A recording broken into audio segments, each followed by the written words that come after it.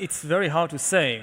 I mean, of course, as you said, I mean, every technology has good potential and bad potential.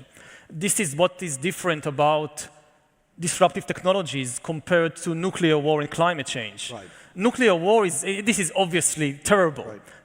Nobody wants it. The question is just how to prevent it. With disruptive technology, the danger in a way is far greater because it has some wonderful potential. So there are a lot of forces that for some very good reasons are pushing us faster and faster to develop and adopt these disruptive technologies. And it's very difficult to know in advance what the consequences will be in terms of community, in terms of relations between people, in terms of politics. 20 years ago, in the high days of internet optimism, you had all these extremely optimistic and today we say naive dreams and visions that the internet will bring everybody closer together. You could have friends from all over the world, and there will be freedom of expression, and all the dictators will fall, and the world will turn into one big, happy, and peaceful community. And this didn't happen. And we look back today and we say, oh, this was extremely naive. I mean, did people forget about human nature? Did we learn nothing from history? And the answer is yes. I mean, we learned very little from history. Does it mean that every new technology will just make things worse? No, obviously not. But it's extremely difficult to know which way it will go.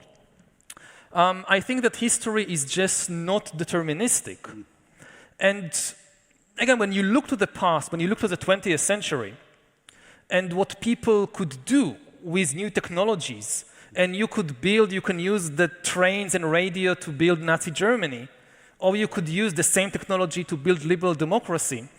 And it's kind of touch and go, who wins? I don't think there is any predetermined or preordained winner in these competitions. So again, with AI, we can sit here all evening and a couple of more evenings and spin all kinds of likely scenarios, which are all possible. What will happen? Some very good and some very bad and some in between. And we just don't know.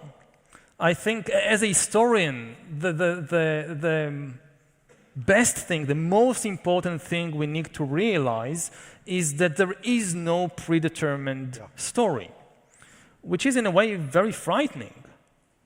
And we are now living with the collapse of the last story of inevitability. And in the 1990s, in the same era of the extremely optimistic vision of the internet, we also had this story, this idea that history is over, that we know who won the great ideological battle of the 20th century, liberal democracy and free market capitalism came out on top, and now it's just a question of time until it will spread and take over the whole world. And again, this now seems extremely naive. And the moment we are at now is a moment of extreme disillusionment and bewilderment because we have no idea where things will go from here.